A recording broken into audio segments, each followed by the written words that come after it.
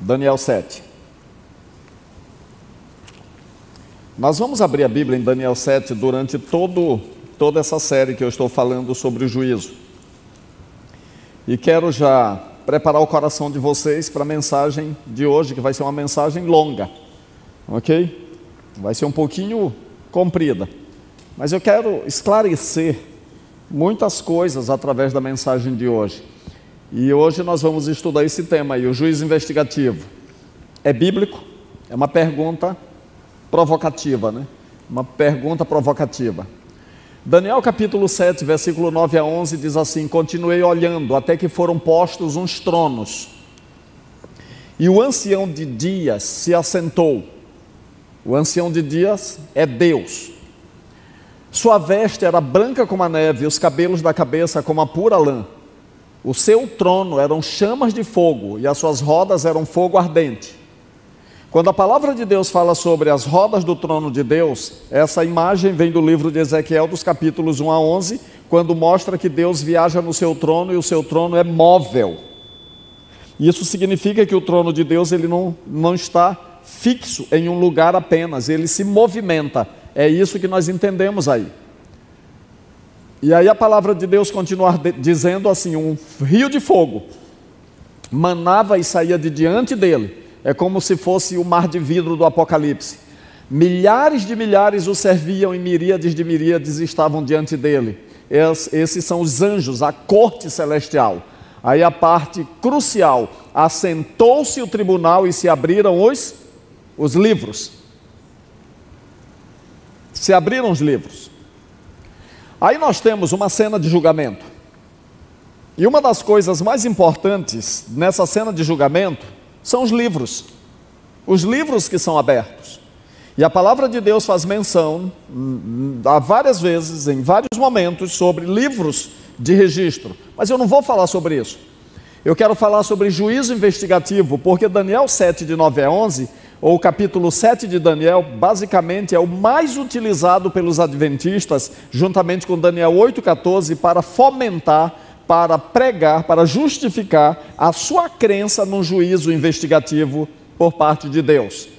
E ao longo do tempo os adventistas têm usado esse texto para afirmar essa verdade do juízo investigativo pré-advento, ou seja, antes da vinda de Jesus. Mas a questão é, essa afirmação tem sofrido ataque de fora pelos críticos evangélicos e de dentro por alguns adventistas inconformados e que não entendem muito bem a mensagem. Mervyn Moore escreveu um livro interessantíssimo chamado El Juízo Investigador. Esse livro foi traduzido agora para o português com o título Na Corte Celestial. E ele diz então aí na página 390 da edição em espanhol: o mundo, incluindo a maior parte do mundo protestante, zomba e afirma que o juízo investigativo é pouco mais que uma estratégia para salvar as aparências e explicar a nossa vergonha do grande desapontamento. Ele se refere ao grande desapontamento de 1844. A afirmação de Moore é muito emblemática, muito significativa, porque ele está dizendo exatamente o ponto onde somos criticados. E a maioria dos que criticam os adventistas, que nos chamam inclusive de seita, eles dizem que crer no juízo investigativo é como se fosse aí uma pisada na maionese, uma escorregada, um desvario. A pergunta principal é esta que eu coloco em seguida: essa declaração crítica, ela é verdadeira? Existe de fato fundamento bíblico fora de Daniel para confirmar a natureza investigativa do juízo ou não? Esta é a pergunta que nós vamos responder hoje. E eu quero dizer para vocês, começando a responder a pergunta. Primeira coisa que nós devemos levar em consideração é que quando os críticos falam sobre juízo investigativo e nos criticam por isso, eles dizem assim: Deus é onisciente, qual é a necessidade de um juízo? De fato, no Salmo 94, verso 10, diz assim, verso 11: Deus conhece os pensamentos dos homens, que são pensamentos vãos.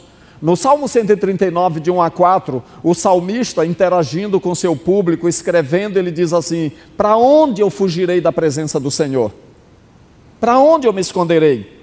O Senhor conhece os meus pensamentos. Ele diz assim: tu me sondas e me conheces. Tu me sondas e me conheces. O pensamento nem me chegou à cabeça, o Senhor já sabe. A palavra não chegou na minha língua, o Senhor já sabe. Há um outro texto que diz que o Senhor conhece a gente desde antemanhã, ou seja, desde ontem ou desde antes. Por quê? De eternidade a eternidade eu sou Deus. Está escrito no Salmo 90. Agora, queridos, em Daniel, no capítulo 2, verso 22, está escrito que Deus conhece o profundo e o escondido. Ele está na luz, mas Ele também conhece o que está nas trevas. Mas agora aqui no livro de Jó, há um texto bem interessante que eu gosto demais, que diz assim, Jó 34, verso 21 a 23. Os olhos de Deus estão sobre os caminhos do homem e veem todos os seus passos. Não há trevas nem sombra, assaz profunda, onde se escondam os que praticam a iniquidade. Pois Deus não precisa observar por muito tempo o homem, antes de o fazer vir a juízo perante ele.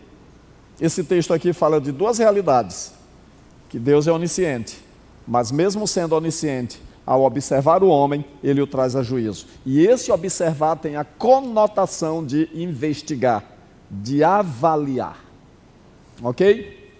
Bom, se Deus é onisciente, que sentido faz uma investigação judicial nas cortes celestiais para quem já sabe de tudo? Essa é uma pergunta relevante.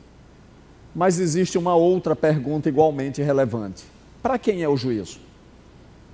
Para que é o juízo? Essas duas perguntas conjuntas, elas são significativas. E eu quero dizer uma coisa para vocês. Considerando que Deus é onisciente, que Deus sabe de todas as coisas, Ele não precisaria de um juízo para Ele. Mas se mesmo assim há juízo, então a segunda pergunta é importante. Para quem? E para quê?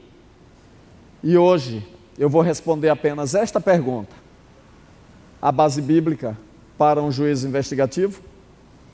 Esta é a pergunta que vamos trabalhar hoje. E nós iremos aqui ao longo de alguns exemplos bíblicos no Antigo Testamento, no Novo Testamento, discorrer um pouquinho sobre essa verdade. E eu quero começar com a queda do homem, Gênesis 3. No capítulo 3 de Gênesis, ou eu diria que no livro de Gênesis, nós temos pelo menos 5 menções a juízo investigativo. E é importante nós percebermos que todas as menções à investigação no livro de Gênesis, essas menções elas vão seguir um padrão, e é o padrão que nós vamos trabalhar na construção dessa teologia. E esse padrão começa com uma investigação, depois vem uma sentença. Mas uma coisa muito importante que nós percebemos entre a investigação e a sentença é a presença da graça salvadora de Deus. Por exemplo, em Gênesis 3, 9 a 14, quando Adão e Eva pecaram, Adão e Eva se escondem. E naquele momento, nas árvores, ali por entre as árvores do jardim, o Senhor aparece e ele pergunta: Adão, onde estás? Qual foi a resposta? Eu tive medo e por isso eu me escondi. Adão, quem te fez saber que estavas nu? Senhor, a mulher que tu me deste me deu do fruto, eu comi e agora eu estou com medo, estou nu e me escondi. Quem te fez saber que estavas nu? Mulher, que fizeste? Existem momentos que a Bíblia parece se contradizer. Observe que eu comecei essa mensagem mostrando biblicamente que Deus é onisciente. E apesar de eu não ter citado, eu mostrei versos no Novo Testamento também mostrando que Jesus, ele conhece os pensamentos dos homens. Ele é onisciente, ele sabe todas as coisas. Agora, por que Deus pergunta? Qual é o motivo de Deus perguntar? Deus sabe onde Adão está em relação a ele. Mas Adão sabe onde está em relação a Deus?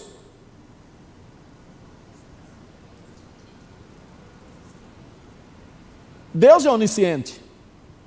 Folhas não poderiam esconder Adão. Agora, quando eles continuam conversando, no verso 14, Deus fala com Eva, e ele diz assim, depois que ele fala com Eva e pergunta algumas coisas para Eva, ele dá uma sentença: maldita é a terra por tua por tua causa. Maldita é a terra. Agora, nós temos uma investigação e uma sentença. Agora eu pergunto, Deus aparece simplesmente para condenar? Não.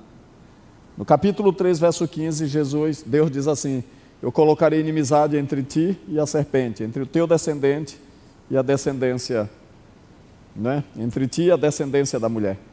Esse é o proto-evangelho. No capítulo 3, 21, a palavra de Deus diz que foram pegas peles de animais.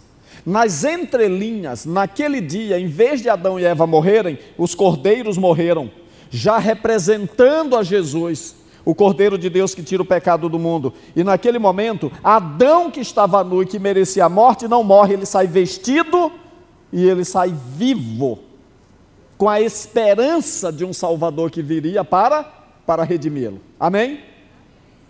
Queridos, eu poderia usar apenas esse exemplo para dizer para vocês e responder para aqueles que nos criticam que o juízo não invalida a graça e a graça não oblitera o juízo. Uma coisa não exclui a outra. Porque na cabeça de algumas pessoas é muito complicado ou complicada a concatenação desses dois temas, juízo e graça. Juízo e graça. Mas aí está um exemplo. Nós vamos ver o mesmo acontecendo na vida de Caim. Caim, onde está o teu irmão? Caim, por que o teu semblante está descaído? Caim, o sangue do teu irmão está clamando da terra para mim. Deus sabia o que havia acontecido, sim ou não? Sabia. Agora ele emite uma sentença. Caim, tu serás fugitivo e errante pela terra. Caim foi expulso. Assim como seus pais foram expulsos do Éden, Caim agora é expulso da presença do Senhor. Aí Caim faz uma reclamação com Deus e ele diz assim: é tamanho o meu castigo que eu já não posso aguentar. Aí agora todo mundo que me encontrar vai me matar. Aí Deus diz assim: não, Caim, te acalma. Apesar de tu ser um ímpio pecador e um homem perverso, eu vou colocar um sinal em ti: ninguém te matará. Algumas pessoas interpretam de forma equivocada esse sinal, mas esse sinal, irmãos, é um sinal de graça, é um sinal de preservação, é um sinal de que Deus ainda estava sendo misericordioso com Caim. De fato, ele poderia ser assassinado a qualquer momento, mas Deus diz assim: não, você vai ser preservado, e enquanto há vida, há esperança de arrependimento. Amém? Isso é graça. Um outro exemplo que nós vemos no livro de Gênesis está aí no capítulo 6, no dilúvio. Gênesis capítulo 6, versículo 5, Deus diz assim, deixa eu abrir a Bíblia aqui no capítulo 6 de Gênesis, que nem todos os textos eu consigo reproduzir fielmente de cor. E aqui no capítulo 6 de Gênesis a palavra diz assim, capítulo 6, verso 5, viu o Senhor a maldade do homem, ou que a maldade do homem se havia multiplicado na terra, e que era continuamente mal todo o desígnio do seu coração. Sempre que nós encontramos a expressão na Bíblia para ver, os olhos do Senhor percorrem toda a terra, o Senhor está observando, isso é um sentido, de certa forma, de averiguação.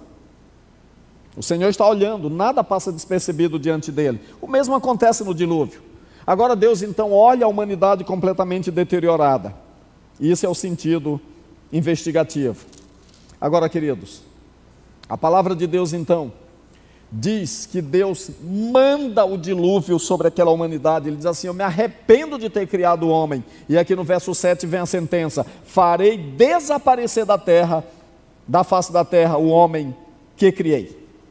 Essa é a sentença, que é executada quando começa a chover, quando vem o dilúvio. Agora, irmãos, olha o que diz o verso 8. Noé, porém, achou o quê? Achou o quê? Graça diante do Senhor. Noé achou o que mesmo, irmãos? Graça. Nós não precisamos ir lá no Novo Testamento para a gente se familiarizar com a graça de Deus. Ela está presente aí. Investigação, sentença, mas a graça. Deus ofertou graça apenas para Noé, irmão? Sim ou não? Não. Deus deu 120 anos de oportunidade para aquelas pessoas. E talvez a gente olhe então para esse momento de 120 anos de oportunidade e a gente pense assim: foi só isso? Não. A palavra de Deus diz que Enoque, o sétimo depois de Adão, ele pregava, ele advertia e ele já falava sobre um juízo vindouro. Está escrito lá em Judas. Então, queridos, Deus nunca manda uma sentença executiva sem primeiro ter feito uma investigação, ao mesmo tempo que inunda de graça os seres humanos para que tenham a oportunidade de escaparem de um juízo, de uma sentença negativa. Ok? Um outro exemplo, a Torre de Babel. A Torre de Babel é muito emblemática e é muito interessante o relato que nós vemos ali. A história patriarcal, o livro de Gênesis está dividido em duas partes, de 1 a 11, história história universal, de 12 a 50, história patriarcal. E nessa história primeira, nós temos uma estruturação do Gênesis, fazendo narrativas e genealogias. E aí nós temos algo interessante no capítulo 10 e 11. Ali está a tábua das nações. Mas no capítulo 11 de Gênesis acontece uma coisa interessante. Os homens se juntam e eles saem caminhando pela terra. E aí a Bíblia diz que eles se estabeleceram ali. Ali, onde? Sineá, ou Siná. Eles ficaram praticamente no meio daquele lugar. Quando nós estudamos esse texto de um ponto mais aprofundado, nós vamos perceber que é como se eles estivessem construindo uma cidade ao redor e uma torre no meio, um zigurate. Agora, queridos, qual era o propósito? Eles têm dois propósitos. Eles querem ter um nome célebre e eles querem fazer uma torre que chegue no céu. Eles se juntam para que eles não sejam espalhados. Às vezes nós olhamos para a história da Torre de Babel e a gente até pensa assim: Deus foi muito severo com eles. Irmãos, Deus dá suas diretrizes e a desobediência dessas diretrizes, ela sempre vai implicar em consequências. Então Deus disse para Adão e Eva: se espalhem, multipliquem, se espalhem pela terra. Está lá, Gênesis 2. Quando nós lemos, quando Noé sai da arca, ele diz para Noé e para seus filhos o seguinte: crescei, multiplicai-vos, enchei a terra. Se espalhem, se espalhem. Mas parece que a população aí de Siná, eles vão exatamente na contramão. Eles vão na contramão. Deus disse: vocês querem contato com o céu? Construam altares. Não, eles constroem uma torre. Eles querem chegar no céu. E esse chegar ao céu, ele tem uma conotação religiosa. É como se eles estivessem construindo um templo. Ok? Agora, o que nós percebemos aí? No capítulo 11, versículo 5, a palavra de Deus diz o quê? 11:5. Então, desceu o Senhor, para quê, gente? Para quê? Para ver a cidade e a torre que os filhos dos homens edificavam. Deus é onisciente, sim ou não? Ele não sabia o que estava acontecendo lá? Sabia ou não sabia? Sabia, mas ele desce para ver. Ele desce. Aí é como se o Senhor, depois que tivesse descido e olhado, alguns teólogos chegam a dizer que é como se Deus tivesse subido e dito: na corte celestial, o povo é um, e todos têm a mesma linguagem, isto é apenas o começo, agora não haverá restrição para tudo que intentam fazer. É um relatório. De acordo com o Dr. Elias Brasil na sua tese, onde ele trata sobre esse assunto também, aí o verso 7 vem com uma sentença, é como se Deus aparecesse de novo, descesse de novo, e aqui nós temos um plural de plenitude para a divindade. Plural de plenitude é diferente de plural majestático. E ele diz assim: vinde, desçamos. Esse vinde, desçamos é a plenitude de Deus, Pai, Filho e Espírito Santo. Eles vinde e desçamos, e aí está a sentença. Confundamos ali a linguagem para que um não entenda a linguagem do outro. Agora existe uma coisa que é importante a gente perceber. Aí está a investigação e aí está a sentença. Pastor, onde está a graça? Onde está a graça? Noé ainda estava vivo. Era um pregador da justiça. Sem estava vivo. Era um pregador da justiça. Agora uma coisa curiosa. Logo no capítulo seguinte, Deus chama Abraão. Para quê? Para que nele fossem benditas todas as famílias da terra, em todo o planeta, e não num gueto. Deus chamou Abraão. Agora Deus está querendo mostrar uma coisa para aqueles homens. Deus derruba seus intentos, porque os intentos deles iam na contramão do que Deus estava planejando. Eles se juntam e não querem se espalhar. Eles são incrédulos. Deus prometeu que nunca mais destruiria a terra com o dilúvio. Parece que eles querem fazer uma torre que também resistisse ao dilúvio e por onde eles pudessem chegar no céu. Isso é desobediência. Em acadiano, o nome Babili significa porta para Deus. Mas em hebraico, esse é um nome que ganhou, de certa forma, um contexto jocoso que significa confusão, Babel. Eles pegaram Babili do acadiano e chamam de Babel, porque em vez de ser porta para Deus, na verdade virou o quê? Confusão. Toda a teologia babilônica de oposição a Deus começa aí. Toda oposição provinda de Babilônia contra o povo de Deus começa em Gênesis 11. Onde está a graça? Deus chama Abraão e faz uma promessa. E é importante que quando Deus chama Abraão, ele diz assim: farei de ti um nome.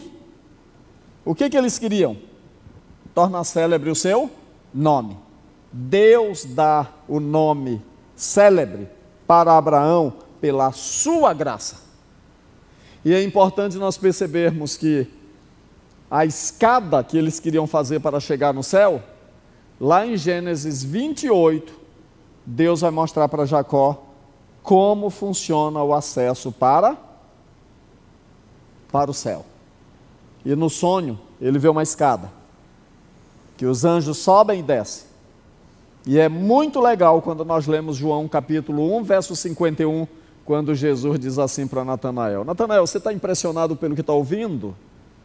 Você verá coisas maiores e melhores, porque tu verás os anjos subindo e descendo sobre o Filho do Homem.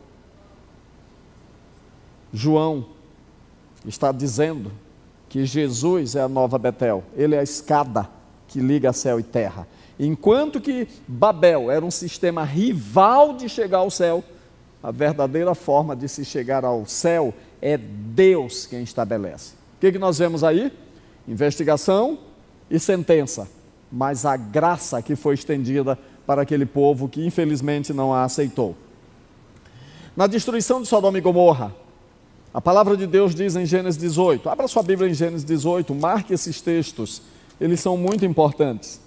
Gênesis capítulo 18, vamos ler um pouquinho. No versículo 17 diz assim: disse o Senhor: ocultarei a Abraão o que estou para fazer? Verso 21 diz assim: descerei e verei se de fato o que tem praticado corresponde a esse clamor que é vindo até mim. E se assim não é, sabê-lo-ei. O escritor bíblico, ele usa uma linguagem antropomórfica. Ele atribui a Deus características humanas. Deus é onisciente.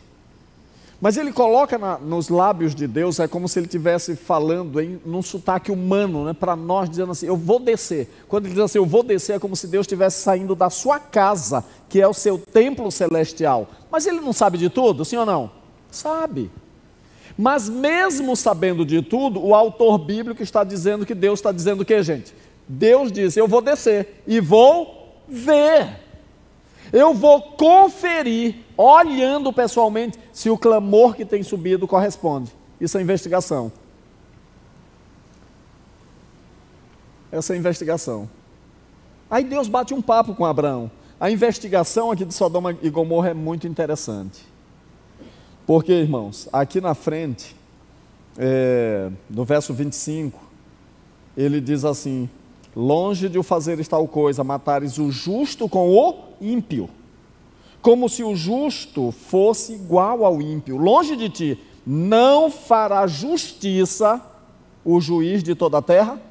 Aí Abraão, ele funciona aqui como um tipo de Cristo, e ele começa a interceder. E ele pergunta para Deus: mas Senhor, peraí, você vai destruir Sodoma e Gomorra? Vou, porque o clamor de fato corresponde, a investigação foi feita. Agora Abraão, ele faz uma outra investigação, e ele diz assim: Senhor, e se tiver 50 lá, 50 justos, se eu não vou destruir? E 45, eles também não. E 40? Não, Abraão. Senhor, eu vou falar de novo. E se tiver 35? Não tem, Abraão. Quando Deus diz não tem, por quê? Ele já sabe. Ele já investigou, ele já verificou. E aí o número vai baixando. Chega em 10. Aí Deus diz: não tem nem 10 lá. Nem 10. Depois de toda essa investigação, nós chegamos então na sentença. E a sentença está aqui no capítulo 19, verso 23 e 24, que diz assim: saía o sol sobre a terra quando Ló entrou em Zoar. Então fez o Senhor chover enxofre e fogo da parte do Senhor sobre Sodoma e Gomorra, e subverteu aquelas cidades, e toda a campina, e todos os moradores das cidades, e o que nascia na terra. Agora, tem graça nessa história? Existe manifestação da graça para Sodoma e para Gomorra?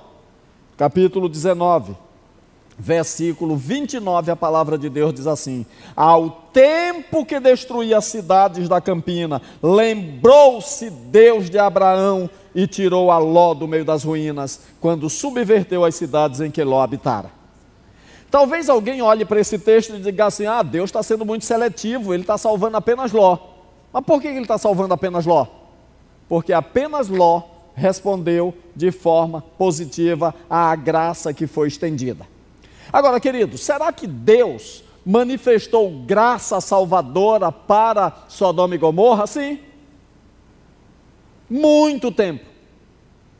Nós lemos em Gênesis 14 que houve uma batalha de 4 reis contra 5. E os reis de Sodoma e de Gomorra, eles foram levados cativos para outro lugar pelos reis invasores. Quem os livrou? Abraão, com seus 318 homens. Quando voltaram, estavam ali todos os cativos, inclusive os reis presentes, e eles viram Abraão separando dos despojos o dízimo para entregar para quem?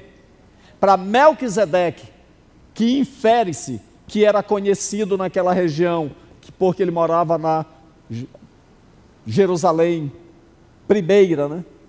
Chamada Salém.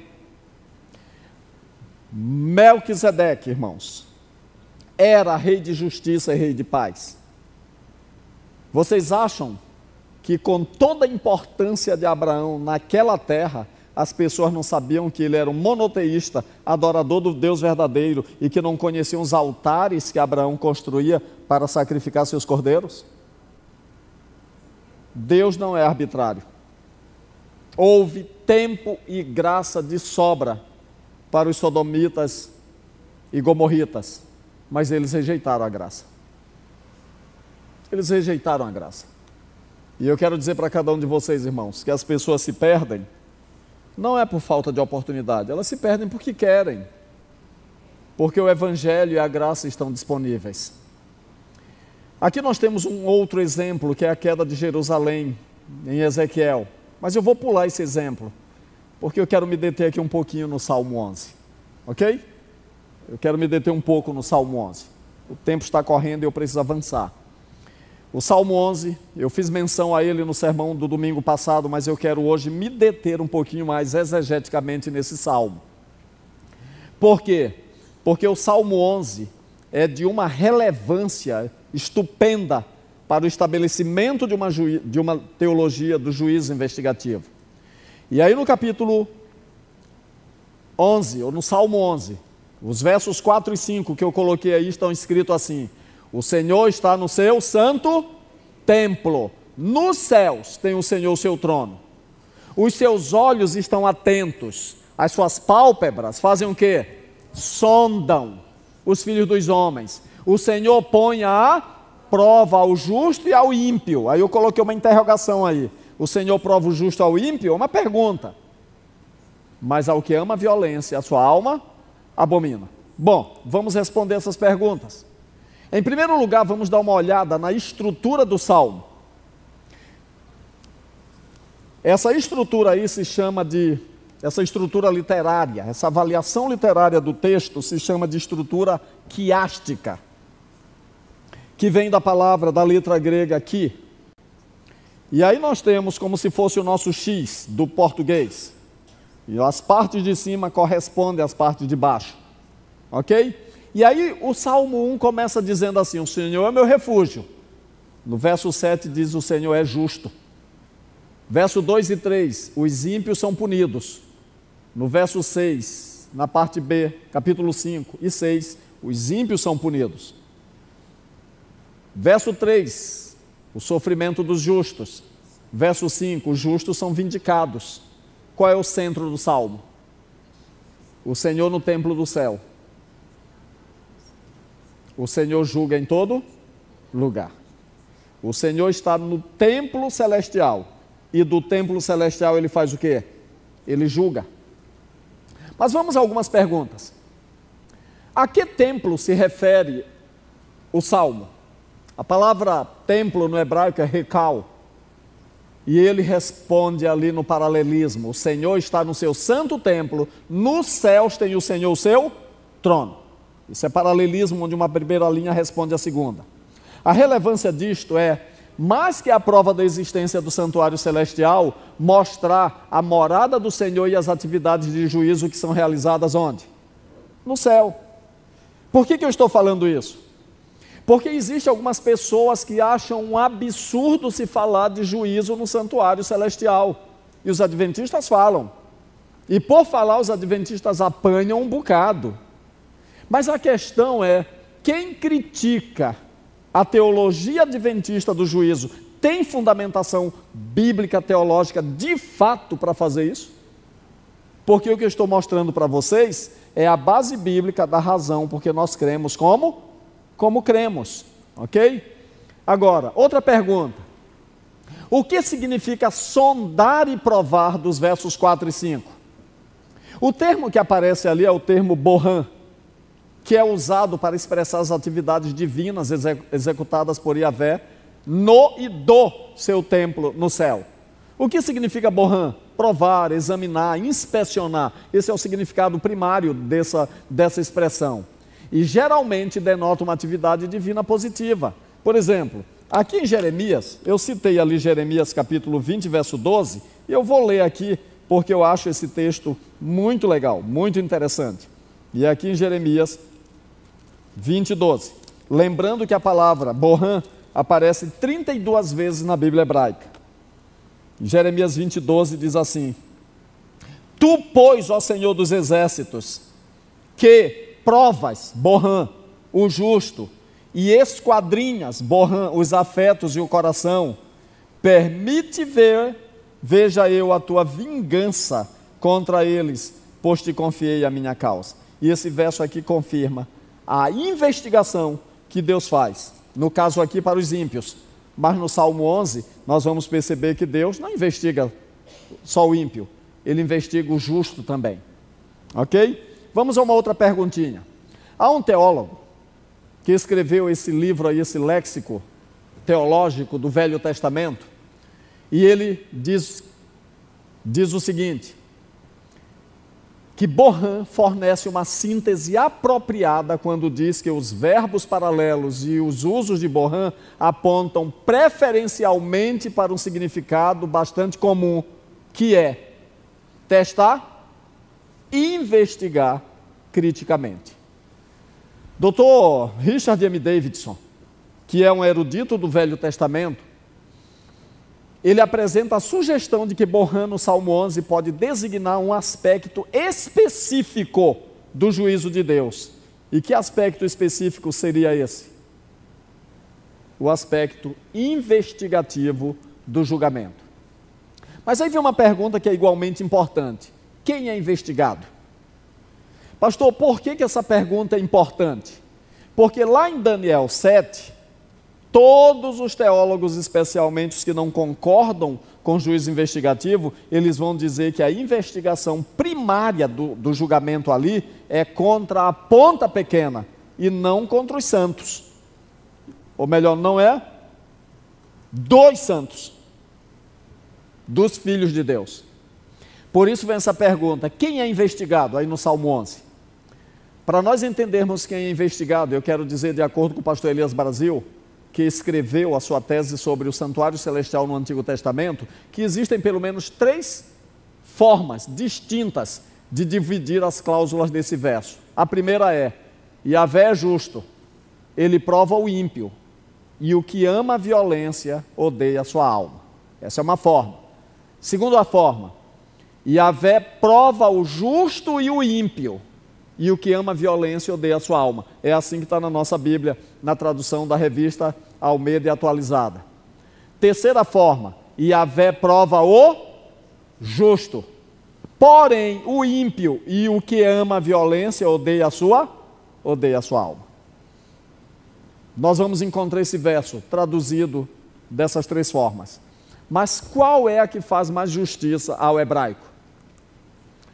Na King James Version, que eu trouxe, está escrito exatamente ali: o Senhor prova o justo, porém ao perverso é aquele que ama a violência e odeia a sua alma.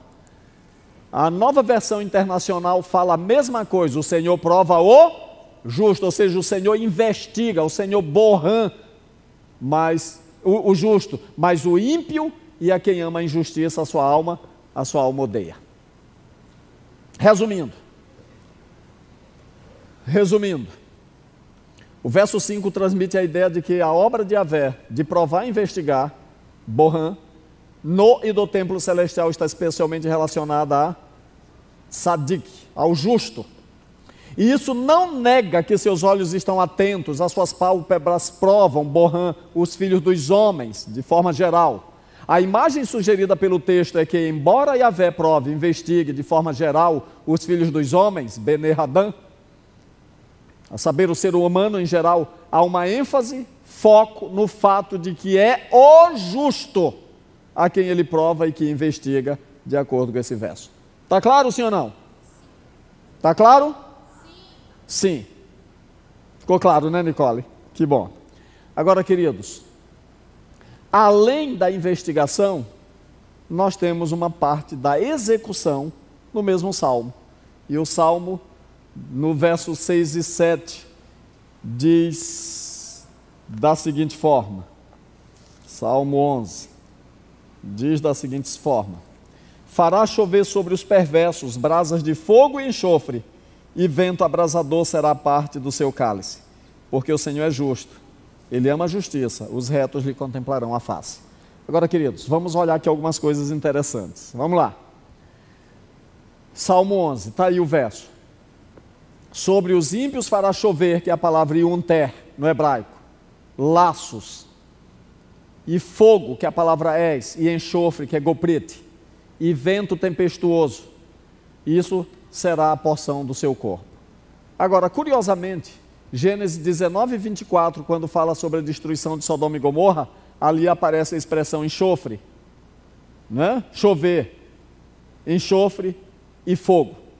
Ezequiel 38, 24 fala sobre a destruição de Gog e Magog, inimigos escatológicos do povo de Deus. E aí o verso diz assim: e contenderei com ele por meio da peste e do sangue uma chuva inundante e grandes pedras de saraiva, fogo, es, enxofre, goprit, farei chover ianter sobre ele e sobre as suas tropas e sobre os muitos povos que estiveram com ele.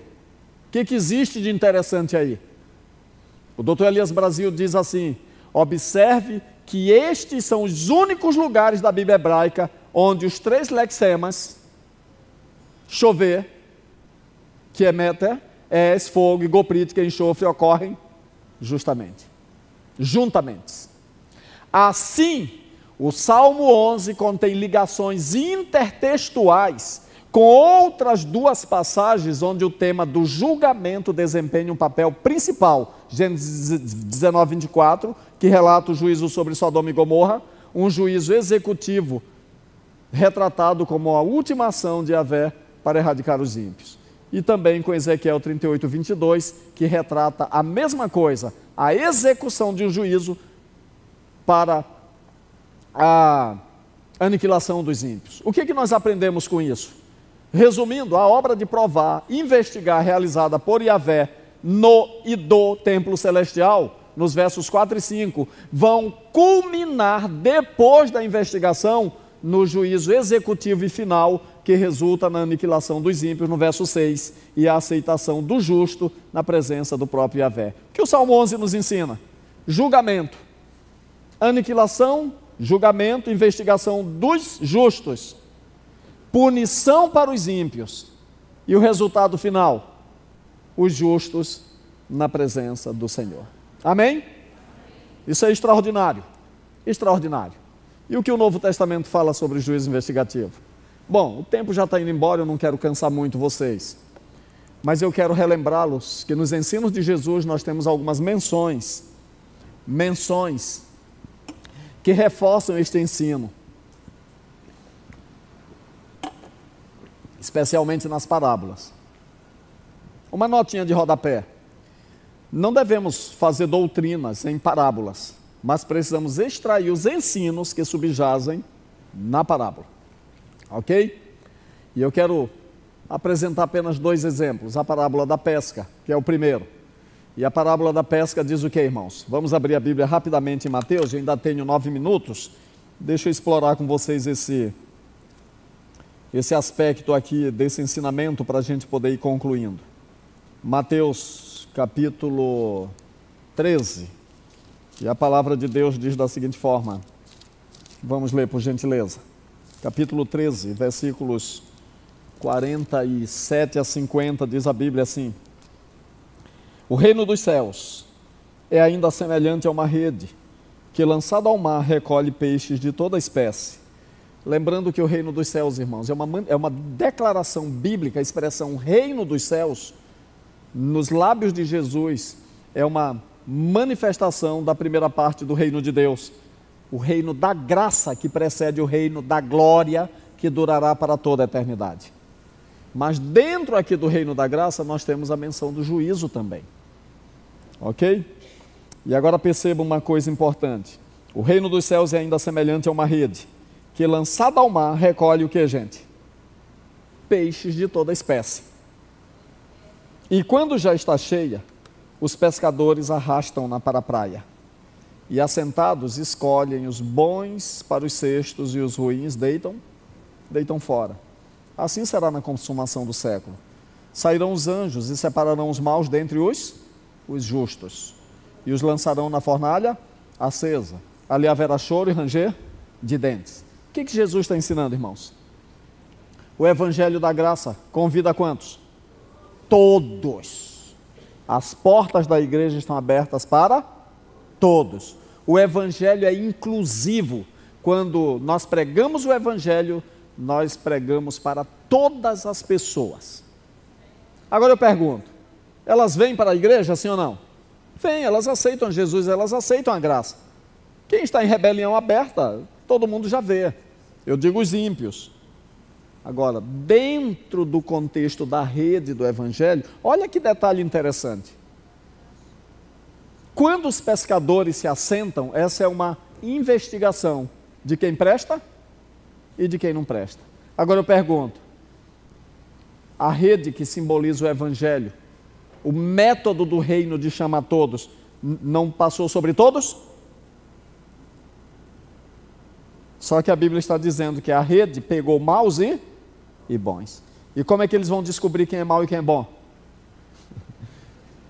Olhando de perto, separando.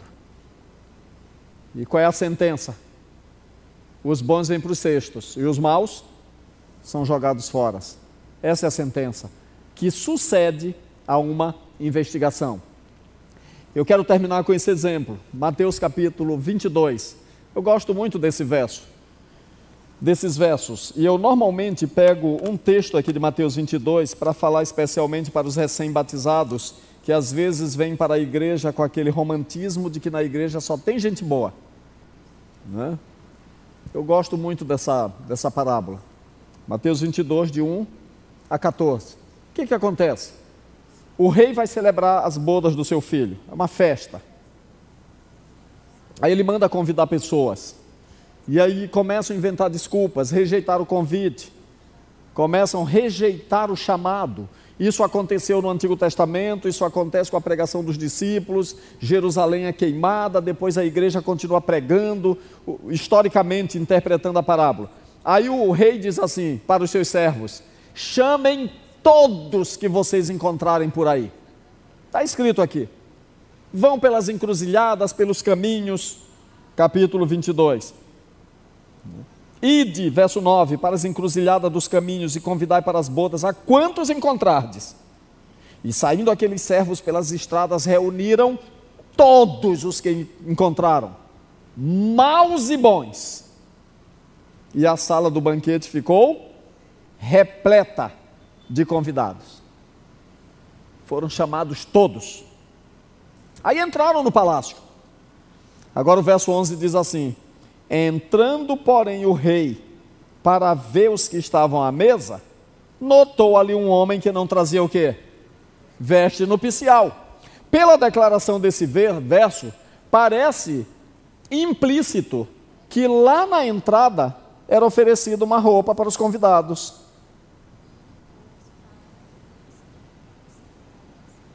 Biblicamente falando, gente, a Bíblia expressa uma teologia de vestimenta desde o Éden, com o vestir de Adão e Eva. O Apocalipse fala muito sobre aqueles que lavaram suas vestiduras e as alvejaram no sangue do Cordeiro. E a Bíblia, quando fala sobre justificação pela fé, fala muito que nós precisamos vestir a justiça de Cristo. Interpretando a parábola, todo mundo que é convidado para o banquete, eles são convidados para o banquete da salvação. A salvação é uma festa. Todo salvo deveria ser alegre, deveria celebrar, deveria festejar, né, irmã Vandete? O salvo, ele precisa ser exuberante, ele precisa chegar na igreja, cantar de forma entusiástica. Por quê? Porque ele é salvo. E eu quero dizer uma coisa para vocês: todo salvo é vestido com a veste de Jesus. Agora, o rei entrou na sala do banquete, e o que ele descobriu? Descobriu um indivíduo ali que não estava com a veste. O que ele faz, irmãos? Esse fato do rei vir ali na sala é um ato de investigação. É um ato de investigação. E aí o que acontece agora no final da parábola? Então ordenou o rei aos serventes: amarrai-o de pés e mãos e lançai-o para fora nas trevas. Ali haverá choro e ranger de dentes, porque muitos são chamados, mas poucos escolhidos. Nós temos aí investigação e nós temos execução. Eu poderia falar um pouco sobre a parábola do joio e do trigo, mas eu vou terminar. E eu quero terminar apenas dizendo uma coisa para vocês: existe evidência bíblica robusta para acreditarmos na teologia de um juízo que investiga antes da emissão das sentenças executadas ou executivas. Existe ou não existe? Sim ou não? Eu mostrei vários exemplos, mas eu quero terminar dizendo para vocês, queridos, que o juízo nunca é desacompanhado da graça salvadora e tempo para arrependimento. Amém? Porque eu acredito na graça de Jesus, porque eu sou salvo em Jesus, eu tenho que negar o julgamento? Sim ou não? Não. Por quê? Porque o juízo não invalida a graça, e a graça não nega o juízo. O evangelho não invalida o juízo. E eu quero terminar lendo com vocês Romanos capítulo 2. Abra sua Bíblia. O ministério de louvor já pode vir. Nós vamos terminar cantando. E nós vamos cantar de forma exuberante. Eu não sei qual hino é, mas a gente vai cantar forte. Como manifestação de gratidão pela salvação. E eu quero ler 2 versos aqui em Romanos. Capítulo 2, verso 2 diz assim: mas segundo a tua dureza e coração impenitente, acumulas contra ti mesmo ira para o dia da ira e da revelação do justo juízo de Deus. Agora, queridos, leiam o verso 16. No dia em que Deus, por meio de Cristo Jesus, julga os segredos dos homens, de conformidade com meu evangelho. Paulo, maior pregador da graça, ele está dizendo que juízo e evangelho não são termos excludentes, mas são realidades e partes do mesmo plano. O plano da salvação. O plano da salvação que me redimiu, que redimiu a cada um de vocês, e que eu quero dizer para todos os amigos que me ouvem: a graça de Jesus está disponível para todas, mas como diz o próprio Paulo, Paulo diz assim: a graça de Deus não foi em vão na minha vida. Quando você recebe a graça de Deus, e a graça de Deus é em vão na tua vida, é porque você continua vivendo uma vida de pecado deliberado, zombando da graça, e não valorizando a salvação que foi feita por ti no Calvário. Queridos, a graça é disponível para salvar, mas o juízo, ele vem exatamente para avaliar quem verdadeiramente é perseverante nessa graça e nessa verdade. Quantos querem reforçar, ou renovar, o seu comprometimento de amor e de gratidão pela graça de Jesus? E eu quero dizer uma coisa para vocês: não temam o juízo. A única coisa que eu e vocês precisamos temer é nos afastar de Jesus. Essa é a única coisa. Porque Cristo já morreu para nos salvar e a sua graça nos basta. Amém. Vamos louvar e vamos orar em seguida.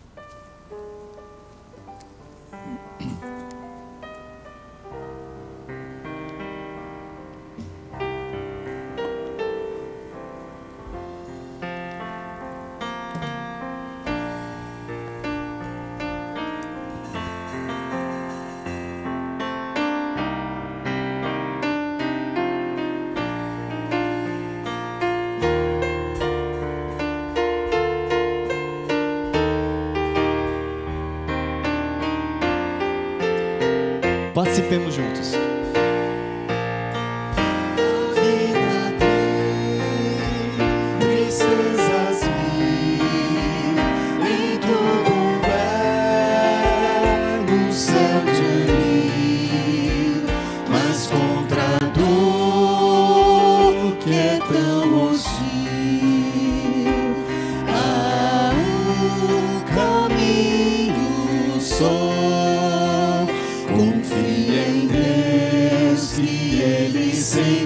Ouvirá, confia em Deus que Ele nunca falhará.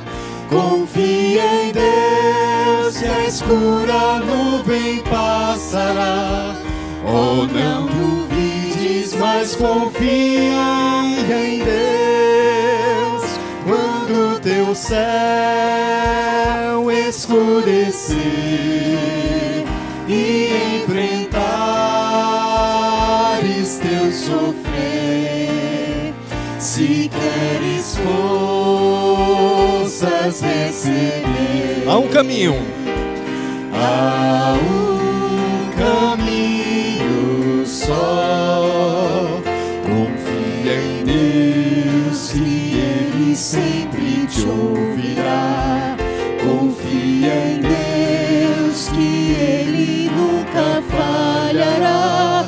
Confia em Deus que a escura nuvem passará.